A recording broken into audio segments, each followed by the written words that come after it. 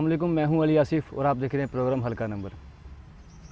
आज हम मौजूद हैं सीनियर पॉलिटिशियन जावेद हाशमी साहब के हाउस में और हम इनसे गुफ्तगू करेंगे और जो इस वक्त इन पर बीत रही है वो भी इनसे सवालात करेंगे, क्योंकि इनके काफ़ी सारी जो अराज़ी थी इनका उसको भी गिरा दिया गया। वो इंतकामी कार्रवाई थी, वो क्या था उस पर भी बात करेंगे। कुछ सियासी मामलात हैं उन पर भी बात होगी इनसे। अस्सलाम वालेकुम सर। सर पहले तो बहुत शुक्रिया कि आपने अपने कीमती वक्त से हमें टाइम दिया। मेहरबानी जी आपकी, आप तशरीफ़ लाए। सर अभी हम जहाँ से गुज़र के आ रहे थे वहाँ आपकी जो अराज़ी है उसे मसमार किया गया है, उसके बारे में आप क्या कहना चाहेंगे? वो क्या है? वो कोई इंतकामी कार्रवाई है या हम उसके लिए हाई कोर्ट में चले गए थे। जी जो ये मेरे दामाद का शादी हाल है, साथ मेरी बेटी का घर है, स्कूल है, और इससे बल्कि 3 किलोमीटर दूर हमारे कंट्रोल शेड्स हैं। तो ये मिला जुला के वो 10-15 करोड़ का नुकसान पहुंच गया। तो फिर हमें पता है कोई इसका क्या बतावा हो सकता है। कोई अगर कानून हो तो उसके ऊपर तो हम गए हाई कोर्ट के सामने। तो मुल्तान हाई कोर्ट के सामने जो यहाँ की ज़िली इंतज़ामिया है, यानी डीसी कमिश्नर, उन्होंने वहाँ बयान दिया कि ये पहले तो वो कहते थे ये औकाफ की ज़मीन है। तमाम चैनल्स पे यही चलता रहा सारा दिन। अब जब उन्हें पता था जवाब देना पड़ेगा, वहाँ तो झूठ नहीं बोला जा सकता था, फिर उन्होंने कहा कि जी ये इनकी ज़ाती प्रॉपर्टी है, लेकिन इन्होंने नक्शा नहीं बनवाया हुआ था। तो उसके लिए भी प्रोसेस होता है, सील कर देते, नोटिस भेज देते, मगर ये एक बिल्कुल एक सियासी इंतकाम जो था वो लावा उबर रहा था। तो क्योंकि हम तो आदी हैं, तो इस घर का भी गिरवा आके किया उन्होंने। तो पूरा इलाका उन्होंने जो उनकी फोर्सेस थी उन्होंने घिराव कर लिया। तो अच्छा, चूँकि हम तो 6-7 दफ़ा पहले भी बात कहीं होती है वो इधर आ जाते हैं, तो आगे फिर कुछ निकलता तो है नहीं। तो वो अभी दूसरा जो ज़्यादा क्या, वो मेरी बेटी का अकाउंट था, 52 लाख उसमें थे, अलाइड बैंक था। तो वह अलाइड बैंक का वो तो अमीन होता है बैंक का आपका, बिल्कुल सही। उन्होंने उसके लिए भी ना नोटिस दिया ना कुछ किया, आके बैठ के उठा के ले गए। तो हमने कहा भाई ये तो दिन दहाड़ा का डकैती है। तो उसको फिर उसके लिए भी हम गए हाई कोर्ट के अंदर। हाई कोर्ट ने कहा कि ये उनके फैसले में लिखा कि ये जो है स्टेट की डकैती है अपने शहरी के ख़िलाफ़, और ये इस तरीके से बैंकों का निज़ाम जो है उसके ऊपर भी क्वेश्चन उभरेंगे और बैनुल-अक़वामी तौर पर और बात आगे चली जाएगी। तो इस लिहाज से वो हमारा कोर्टों के अंदर है, बाकी जो होना था हो गया। जो बिल्डिंग अभी आप इसका कोई नोटिस तो आया होगा कि आपको इसको गिरा देंगे या ऐसा कर देंगे? नहीं, कोई दिया ही नहीं है। उसने पूछा ना हाई कोर्ट के जज साहब ने कि भाई तुमने कोई नोटिस दिया है, तो उनके पास था कुछ नहीं। अच्छा, कोई एड्रेस उन्होंने कहा जी हम भेजा था ये। उन्होंने कहा दिखाओ मुझे कोई एड्रेस है इनके, जिस एड्रेस पे आपने भेजा हो। तो वो एड्रेस नहीं था। तो वो तो मतलब ये अदालत कर सकती थी, हमें वापस आके बनवा के तो नहीं दे सकती ना। बिल्कुल सही।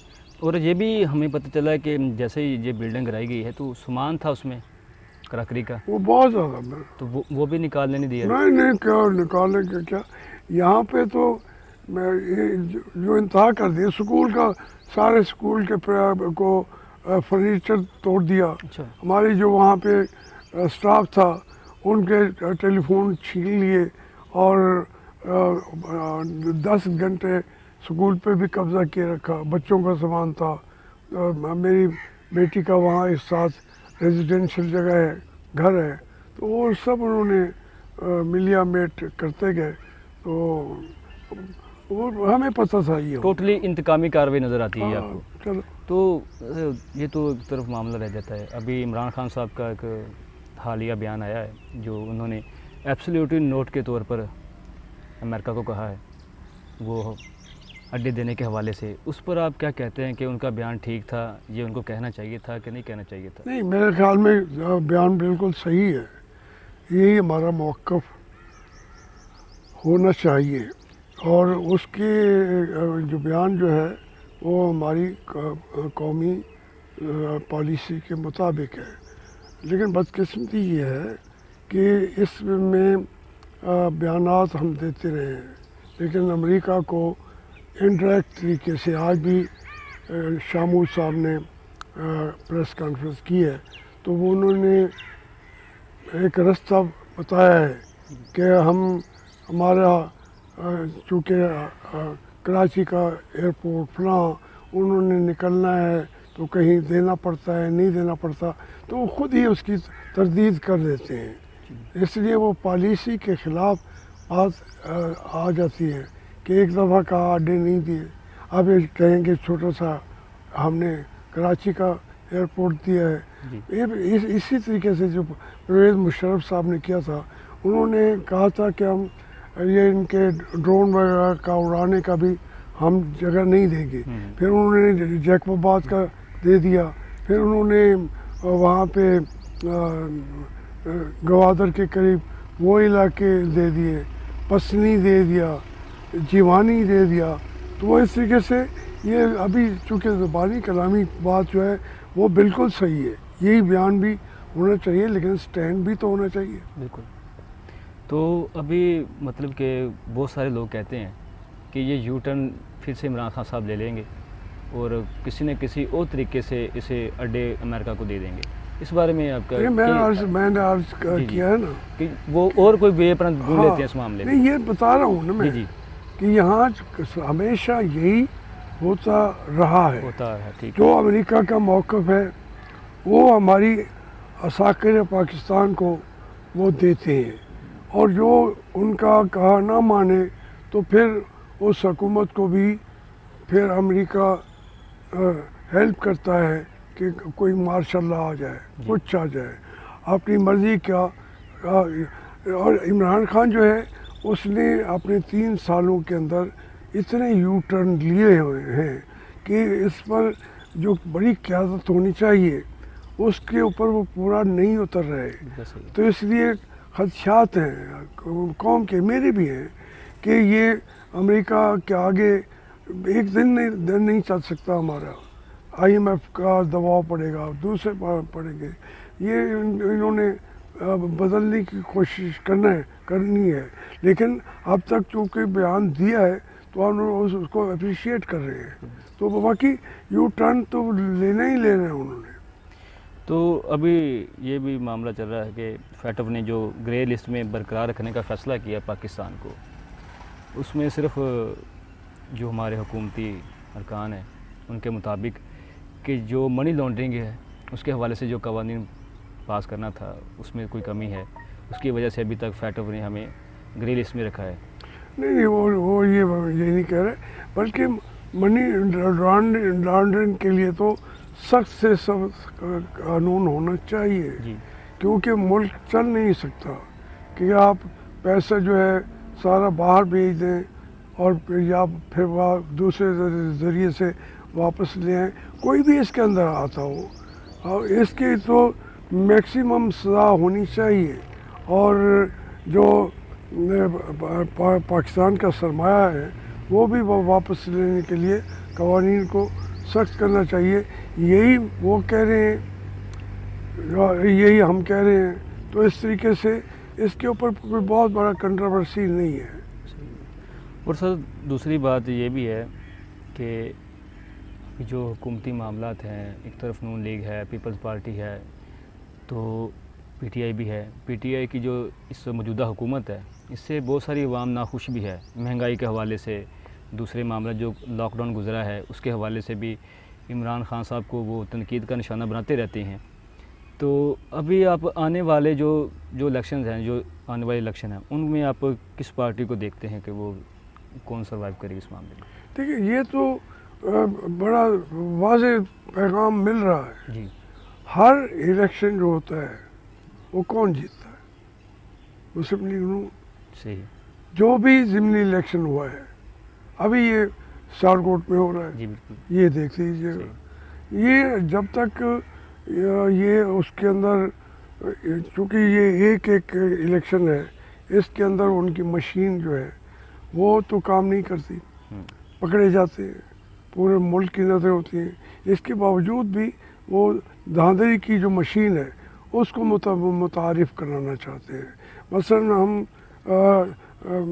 ये इमरान खान की पार्टी के अंदर ये जो वो कहते हैं कि हम मशीन लाना चाहते हैं, उसके पार्टी के अंदर उसी से इलेक्शन कराए गए थे। मैं खुद उसके अंदर मौजूद था। उसमें सबसे बड़ी धांधली पार्टी के लोगों ने कही, और वो उनके, यानी आप देखें कि जस्टिस वजीहुद्दीन ने उसका कमीशन बनाया, इमरान खान ने, पार्टी के अंदर वाले इलेक्शन के, जिनको वो कहते हैं कि हम इलेक्ट्रॉनिक के जरिए वोटिंग, इलेक्ट्रॉनिक ईवी के साथ, तो वो पार्टी के अंदर चल चुका है और उसके अंदर धांधली टिका के की है। अच्छा। फिर उसके ऊपर नूरानी साहब का बनाया उन्होंने कमीशन, उन्होंने यही कहा। हामिद खान साहब का बनाया, उन्होंने यही कहा। मेरी तो आंखों के सामने हो रहा था कि मैं तो उस पार्टी का प्रेसिडेंट था। तो इसलिए वो इस तरीके की मशीनों के ज़रिए चाहते हैं कि वो दोबारा बन जाएं, या जो उनको हेल्प करना चाहते हैं मशीनों के ज़रिए वो कर देंगे, लेकिन उसको ये कौम नहीं मानेगी। एक और धांधली का और इलेक्शन चला गया तो बस ये फिर मुल्क गया। तो कि अभी कहते हैं कि जो भी इलेक्शन हो रहा है वो भी नून लीग जीती है, और आने वाला इलेक्शन भी आपकी नज़र में वो नून लीग ही जीतेगी। लेकिन इस वक्त जो नून लीग के साथ हो रहा है, जो हमें नज़र आ रहा है, अभी तक तो ज़ाहिर नवाज शरीफ साहब भी बाहर हैं, वो भी वापस नहीं आए। उसके अलावा शहबाज शरीफ को भी जाने नहीं दिया। तो अभी कुछ इस बारे में समझ नहीं आ रही कि ये दोबारा से खड़ी हो पाएगी नून लीग कि नहीं खड़ी हो पाएगी। नहीं, नून लीग तो खड़ी है जी।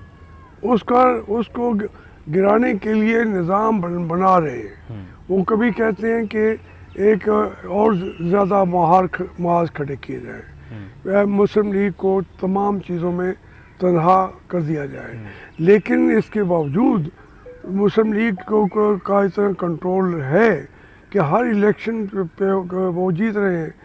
हत्ता कि आपके जो हमारे खैबर पख्तूनख्वा में हुए हैं, वहाँ पे भी मुस्लिम लीग जीत रही है। तो इसलिए वो कोशिश ये कर रहे हैं अब कि मज़ाकरात के ज़रिए, कभी कहते हैं कि हम सारों में तकसीम कर देंगे या सिंध किसी को दे देंगे फलां, तो आपको हम हुकूमत दे देंगे। बेशक शहबाज शरीफ बन जाए, मियाँ साहब बन जाए, लेकिन सीटें हम अपनी मर्ज़ी की देंगे। यही तो जंग है। हमारी पार्टी कहती है कि नहीं, वोट को इज़्ज़त दो, जो वोट है वो जिसको देना चाहता है उसको इंश्योर करो, उसके लिए निज़ाम बेहतर बनाओ, और जो जिसको फिर रिज़ल्ट चाहते हैं चले जाएं। लेकिन ये जो इलेक्शन है, इन इलेक्शन में आप 18 वाला इलेक्शन जो है, मैं बिला मुकाबला जीत गया था माशाल्लाह, शुजाबाद का और मखदूम रशीद का। अब उसमें क्योंकि तो मेरे मुकाबले पे 3 कैंडिडेट थे, अपना यूसुफ रज़ा गिलानी साहब से 30.5 करोड़ उनकी बेगम साहबा के नाम पे नादहिंदा थे। नादहिंदा इसी थे। तरीके से इब्राहिम साहब के भी नादहिंदगा थी। यूँ आपने जावेद अली साहब की भी कोई 4.5 करोड़ के करीब उनकी बेगम साहबा के नाम पे तो वो उसने उड़ा दिया रिटर्निंग ऑफिसर ने। सही। तो मुझे तो डिक्लेयर कर दिया, मुझे सब ने मुबारकें भी दी। माशाल्लाह। तो लेकिन फिर वो चूँकि साफ शफाफ इलेक्शन थे ना, जी जी। मैं जो जीतने वाला था रह गया। जो आज जो मैं असेंबली में बैठा होता, अब यहाँ बैठा हूँ। हाँ। तो ये इस तरीके से अब इसको रोकने के लिए ये जंग लड़ रही है मुस्लिम लीग नून।